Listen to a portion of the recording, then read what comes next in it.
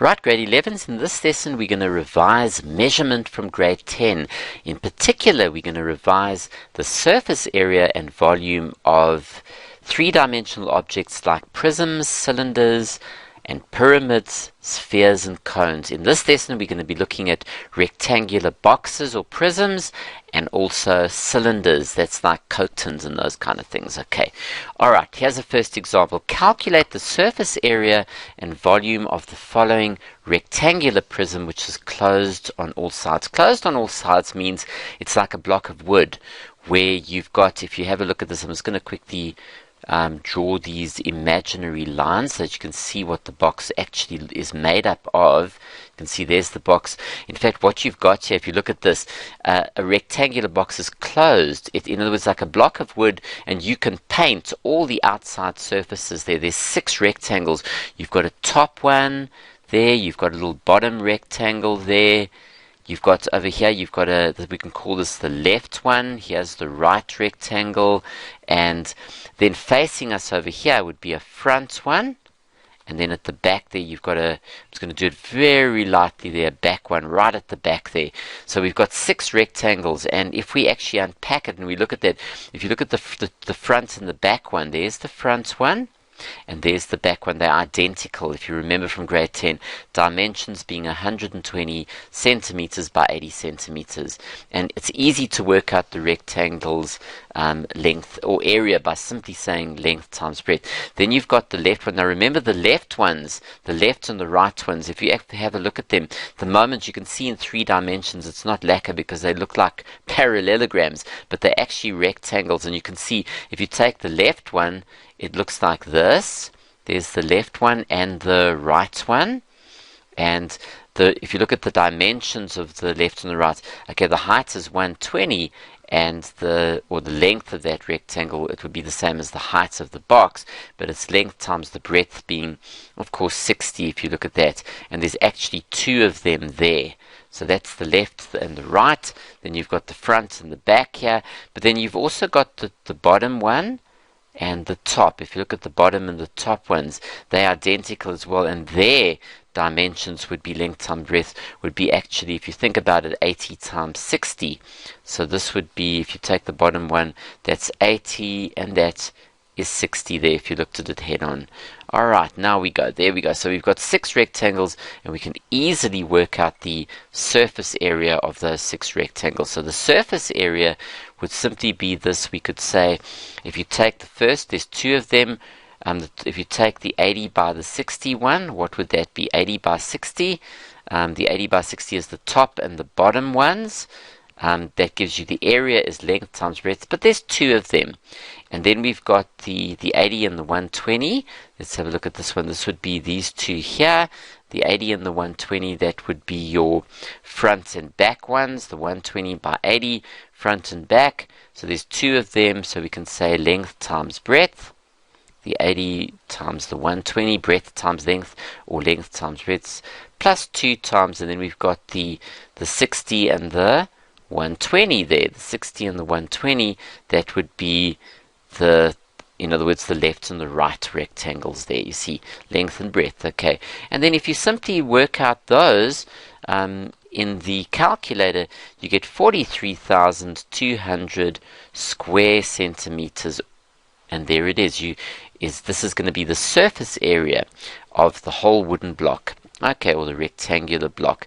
Okay, what is the volume? Now, volume is an interesting thing here. The volume, if you remember, volume in a prism is always the area of a base multiplied by the height. Now, the area of the base, if you think about it carefully, would be, if you treat this guy over here as your base, it's the length times the breadth, which is going to be 60 times, or 80 times 60, and then we multiply by the height, which is 120. So it's the area of the base, and that base actually, if you remember from grade 10, runs through the whole box and creates the box. It runs by 120 centimeters, and there we've got it. So if we work out that, the volume of the box would be 576,000, and remember it's cubic centimeters for volume.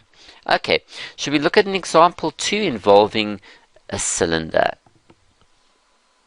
Okay, calculate the surface area and volume of the given closed cylinder. Cylinder is like a tin, a cauldron tin. And if you remember, it's closed. In other words, if you look at that little imaginary piece at the back there, in fact, if you remember, what does a cylinder look like from grade 10 days? Well, if you think about it carefully, it's got a top circle, and it's got one at the bottom as well, if you remember. And then you've got what we call the curved surface from grade 10 days. So if you actually open it up, you've got a top circle with a radius, a bottom circle with a radius, and then the curved piece wraps around. That's where they put this is like a curved surface going around there. This curved, we call it the curved surface. Basically the area of this circle is pi r squared, but the area of this rectangle would be if you look at that as the height, that becomes the breadth of the rectangle, but the length of the rectangle, if you remember from grade 10, is 2 pi, the circumference of the circle, because the curved piece wraps around the circle there, and you've got the area being 2 pi r multiplied by h. So there's actually two circles and, of course, the curved surface. Check this out in grade 10. We go into a lot of detail with that, but this is just revision from last year. And then remember, if you might get a cup where the top circle's missing, then you wouldn't have that. And if that top piece is missing, then you're going to remove this. You're going to remove that piece there. Look at that. And then the surface area would be just the rectangle, the curved surface, and the bottom one. So be careful of that. But in this case, we've got a situation where it's closed. So we've actually got the two circles. So your surface area really is going to be the top circle and the bottom. So there's two of those, two areas, the area being pi r squared, and then the curved surface area is 2 pi r times h. Now let's go back to our figure here. If you have a look at this, the diameter of one of the circles 50, so the radius must be 25. The height is 60, which is great, so that would be like 60 there, and the radius is 25. Okay, so if we plug the information in, the surface area would be 2 times pi times the radius squared, plus 2 times pi times the radius times the height there. Okay, and then you simply work that out in a calculator, and you'll find that your surface area comes to 4,250 pi, and it's square centimeters because it's area. And if you evaluate that in a calculator and round off to 2 decimals, it'll be 13351,77 squared centimeters. That's if you choose to round off, but you can leave it like that in pi form if you want. Okay, the volume, now careful with the volume. The volume is if you look at it, it's the area of the base. So the volume is the area of the base, and in this case it's going to be that bottom circle, the bottom circle multiplied by the house. The area of the base is pi r squared times the height, which is pi r squared times 60. There we go, pi 25 squared times 60 there. Okay, and then let's see what we actually get with that. If you take that as 60, we've got it there, and what do we have? We can easily see that we can get it there. So let's go into calculator and work that out quickly and see what we get.